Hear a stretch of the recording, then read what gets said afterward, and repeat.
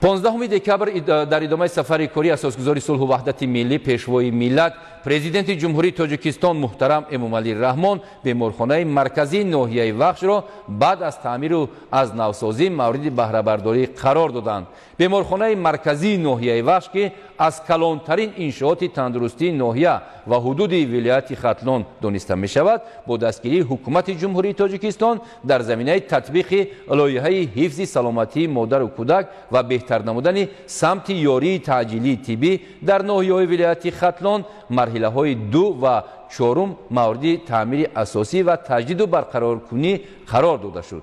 محض در دایره همین لایحه بیمارخانه مرکزی ناحیه وخش به واسطه با مبلغ گذاری حکومت جمهوری تاجیکستان و دستگیری مالیوی شریکان روش به استقبال صحنه‌های بزرگ و تاریخی و گرامی داشت سطح بلند از 35 سالگی استقلال دولتی جمهوری تاجیکستان از تعمیر اساسی برآورده شد.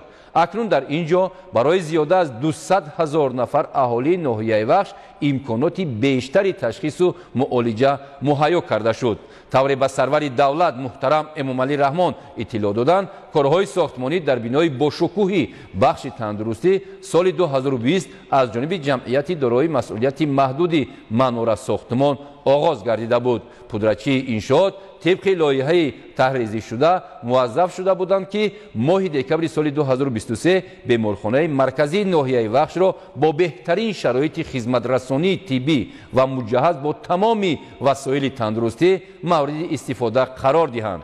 بیناکاران شرکت پودرچی مناره ساختمان هر سه قبط بینای شفاخانه، تخانه، بالاخانه و بیناهای معموری و علاوگی را با سطح و صفت بلند و مطابق با معیارهای معاصر جهانی به انجام رسانیدند. طور اطلاع دادند برای صفتناک انجام یافتن کارهای ساختمانی معاصرترین مصالح بیناکاری استفاده گردیده در انجام وسعتناک کارهای سازندگی نزدیک به 200 نفر ساکنان ناحیه وخش با جای کار و معاش بلند تامین گردیدند.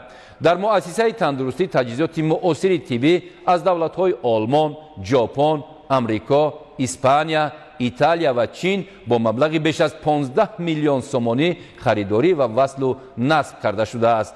در بیمارخانه دستگاه‌های ضروری جراحی، اکسیژنراتورها، رنتگن رقمی، دستگاه تشخیص اولتراسادا و ثبت برقی دل فراهم آورده شده است که قبلا طبیبان با چنین تجهیزات زمانوی نیازی بیشتر داشتند. فراهم ساختن چنین شرایط سازگاری تشخیص و معالجه و تامینات دستگاه و وسایل ساخت زمانوی تندرستی امکان فراهم می‌آورد که طبیبان با ساکنان ناحیه وخش و دیگر ناحیه‌های همشفتی آن با سطح و صفت بلند خدمت رسانند.